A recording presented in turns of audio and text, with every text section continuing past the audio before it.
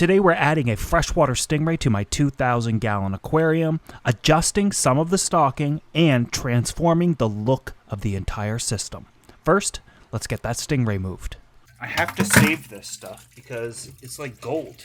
I can go buy a fish tomorrow, but to cycle this amount of biological media would take me 6 weeks at least. We need to start by shutting down the stingray's filtration system and saving all of his biological media for future aquariums. I don't even know where I can put this. In the 180-gallon sump, obviously, but... Oh, way more in there than I thought. 5 gallons.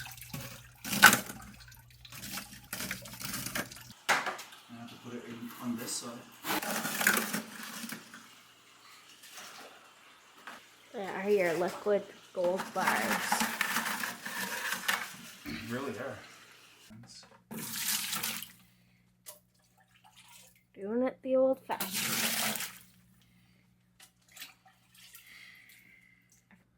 This is a 10-inch net. He's probably 8. He's growing. This is my male black diamond stingray. I've always told you guys that he seems stunted. He doesn't grow. Maybe he's a dwarf. He doesn't show signs of any sort of abnormalities in his body that would insinuate stunting or that he's a dwarf of some sort. He's just simply small. He eats nonstop. He just really hasn't grown. Believe it or not, we've had this guy for almost 2 years and he's only kind of doubled in size. And my history with stingrays, this guy should be pushing 2 feet wide, but he simply isn't. I took some water from the stingray's aquarium and simply added him to that bucket of water. The idea was simple. The water parameters and temperature match. I could just simply take him from the bucket and dump him in the 2,000-gallon tank. However, we must address the obvious. Why does the 2,000-gallon aquarium look much different than it did in the last update, and where are those Oscars? So before we add this stingray in, let me address that. So it's definitely going to seem, especially from your perspective, that didn't I just scape this tank? Didn't we just set it up and now I'm changing something about it again? First and foremost, yes, I have to. I have no choice, and I'll explain that in a moment. First of all, though, my videos are filmed way in advance than you might think. For example, this was done approximately 2 months ago. When it comes to these bigger scapes, I don't want to show them in real time simply because I might have to change something or adjust something for the betterment of the fish. And at first, everything went incredibly well. Tank was beautiful, everybody loved it. I did have to remove 4 of my tiger Oscars simply because they became big enough for my Asian arowana to begin to bully. Once I took them out though, he turned his aggression on the remaining 3 Oscars. I also thought it was going to be really tough to feed this stingray with those Oscars in there because they're such aggressive feeders, and I don't want to be overfeeding this tank just to get food to the bottom. I don't want this to be a headache all the time, and I certainly want the ray to survive. Luckily, my friend came over and grabbed those 3 last Oscars. This is for the benefit of those Oscars because eventually the arowana is simply going to end their existence. So that addresses the Oscar situation, but doesn't really address why I'm tearing the tank apart. Simply put, the moss, there was too much in the tank. The arowana is a massive, boisterous fish. This guy is huge. I know my videos don't show perspective, but I gotta tell you, everybody that comes over always says, my tanks, my fish, everything is bigger in person. They just don't say it about me. They always say, oh, I thought you would have been taller. And here I am thinking my arowana was the only bully in the gallery, and it turns out my friends are as well. You see, the arowana was trying to bite at and or eat food caught in the moss. I'm feeding large chunks of flesh and fish, and sometimes it does get caught. Other times he just bites the moss. But the problem is it can get so stringy that it was getting caught in his gills, and he would panic as if he was a fish on a fishing line, just smashing throughout the tank, crashing into everything. He even knocked down the tree at one point. So at first I just removed the tree, and then it was the same problems. He was still freaking out with the moss.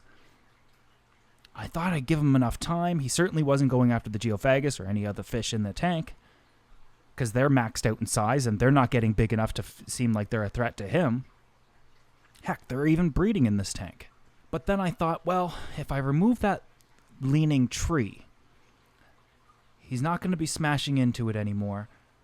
But the remaining tree trunk should probably go to the center of the tank.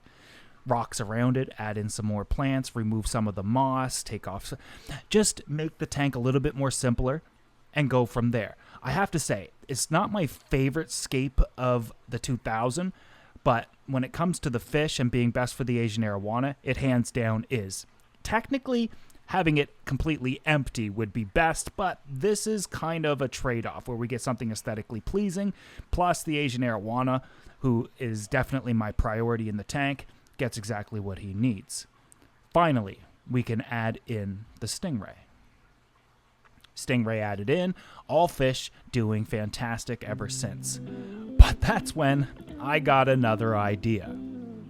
I thought, the wall behind the 2000 actually is made up of these fake bricks that I made a long time ago that used to be on the 2000. I saved them because it took me a lot of time and I thought they were really cool. I saved them and put them against the wall and then put a bunch of plants on it. The piranha tank has the old background that the 2000 used to have in it. Lots of plants everywhere, just looking absolutely beautiful. And then the flower horn twin grow out tank has a tree that used to be in the 2000. The bottom line is, though, everything looked fantastically kind of wrapped in together in that corner of the gallery, except the 2000 was just this big black eyesore.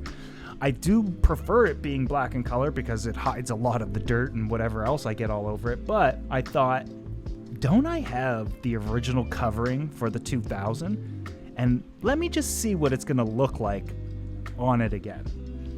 So I added it on, and then I added as much moss and vines and plants as I wanted to it, and I have to say, it's absolutely amazing to see in person. It certainly and truly ties in that corner of the gallery. Now the 2000 kind of looks like it's a part of the piranha tank, which is kind of like a part of the flower horn grow out tank. It's like my own little mini zoo. I actually made public the other day a video that I made for members only about 4 years ago when I was trying to launch a public aquarium, and I wanted to kind of upload that to prepare you for today's video. This is kind of what I had in mind, and I wish that building would have happened, but things are out of my control with that one. With that said, that wonderful, beautiful leaning log or half a tree, I came up with a really cool idea, and you can kind of see it at the other side of the 2000, and when I show you what I did there, I think it's going to become your favorite aquarium. I think I'm going to call it the Annex.